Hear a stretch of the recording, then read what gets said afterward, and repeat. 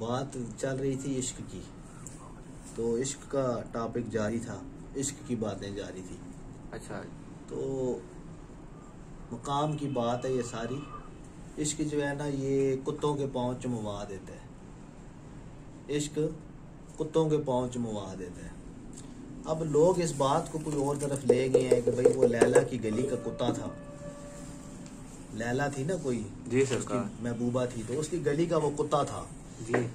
तो उसकी गली का कुत्ता था, तो उसकी बिना पे उसने उसके कदम चूमे कि यार कहीं ना कहीं लैला के पाँव पे इसका पाँव तो आया होगा। जबकि इश्क ये नहीं कहता। लैला के पाँव पे उसका पाँव आया हो तो ये फिर आशिक ने दुई पैदा कर दी। आशिक होता ही यकता है, दुई वाला होता ही। वो लैला के पाँव के ऊपर पाँव नहीं, वो कहता है कि ये लैला ही है, उसने लैला के पाँव चूमे। वो लैला ही है तो उसने लैला के पाँव चूमे। ये बात है सारी इश्क की। सरकार आपने बात की थी इसमें दुई क्या पैसे पैदा हो जाती है। दुई यही पैदा होगी ना, अगर वो कहे कि ये भाई जो कुत्ता है, कुत्ता को अलग है और मेरी जो लैला है जिससे मैं को प्यार कर रहा हूँ वो अलग है। तो ये इन चीज़ों को अलग कर देना, ये दुई पैदा हो जाती है। जब महबूब उसको हर तरफ नजर आ गया तो फिर हर शय में महबूब ही है, फिर कोई चीज़ पीछे बाकी नहीं रहती। चिरिंद परिंद दरिंद अवानात नबतात जमादात आग हवा पानी मट्टी सब फिर वही है। ये है यकताई, उसको एक मानना, उसी में ये आ जाते हैं, ये सारा उसी में ये चीज़ आ जाती है। तो ये चीज़ है इश्क की। जैसे अब रूमी जो है इतने बड़े आलम थे, जलालुद्दीन रूमी बहुत बड़े आलिम थे, पूरे रूम में उनका फतवा चलता था और बड़ी उनका फतवा जो है माना जाता था। तो वो इतने बड़े आलिम हो के वो कहते हैं कि मौलवी हरगिज़ न शुद, मैं मौलवी नहीं था।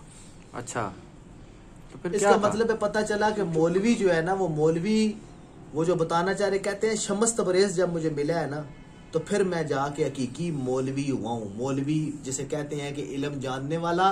कौन सा इल्म? वो इल्म जो सीना बसीना है, जो गैब का इल्म है, जो मुर्शिद के अलावा गुरु के अलावा नहीं मिल सकता। वो इल्म वो कहते हैं मुझे मिला है। तो रूमी ने फिर वो जो बाकी मामलात थे वो छोड़ दिए, फिर यार के गिर्द दीवाना घूमा।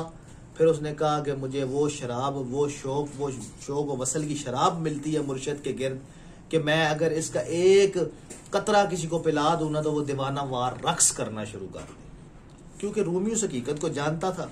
तो जानने वाला जो होता है ना वो इश्क कर सकता है। जो अनजान है ना, अनजान कभी इश्क नहीं कर सकता। जैसे कि मजनू ने जनाब लैला की खातर देख लो कि क्या किया, रेतों में जल के जनाब सहराओं में जलता रहा। इसी तरह जो रांझा ने जनाब भैंसें चराई, लैला के दीदार के लिए भैंसें चराई, लैला नहीं हीर के दीदार के लिए भैंसें चराई। इसी तरह मतलब जो है ना, आशिक जो भी होगा ना, वो वजूद का आशिक जो है ना, वजूद का ये जो वजूद है, ये सूरत, वो सूरत का आशिक नहीं होता। वो सूरत का आशिक नहीं है, वो जो अंदर उसके अंदर रूह है ना, रूह सीरत, उस सीरत का वो आशिक है। तो ये चीज़ है कि वो वजूद का आशिक हो जाना, एक सूरत से प्यार कर लेना, ये प्यार तो नहीं है। फिर सब सूरतों से प्यार करना है। जैसे फैसलाबाद के एक बाबा जी हैं, बाबा हकम अली सरकार। तो बाबा हकम अली सरकार का कलाम है, एक सूरत तेरी वेखण ले कई सूरतां और बनाइयां ने। अब देखने वाले ने एक सूरत की खातर और सूरतें बनाई हैं, तो फिर सूरतों के इख्तलाफ में मत जाइए, वो जिस भी लिबास में मिल जाए पहचान जाइए। अब वो जो उसकी मर्जी है वो जिस मर्जी लिबास में मिले। तो इसलिए इश्क जो है वो बाला तारा है, इश्क आला है, अकल अदना है, अकल पस्त है। अकल की बात कभी भी ना मानना। इश्क जो है ना वो बेखतर कूद पड़ा आतिश नमरूद में इश्क, ठीक है ना। इश्क नंबर जो है ना आतिश की परवाह नहीं करता, इश्क पानी की परवाह नहीं करता, इश्क आग की परवाह नहीं करता, इश्क सितारों की परवाह नहीं करता। जैसे कि इकबाल ने कहा, मोहब्बत है मुझे उन जवानों से जो सितारों पे डालते हैं कमान। यानी कि मुझे उन जवानों से मोहब्बत है जो इन सितारों पे भी कमान डाल कर चढ़ने की कोशिश करते हैं कि इन सितारों के पीछे क्या है। तो इश्क ये चीज़ है, इश्क समझ में ना आने वाली चीज़ है। इश्क क्या चीज़ है? समझ में ना आने वाली चीज़। अगर समझ में आ गया तो फिर इश्क ही नहीं।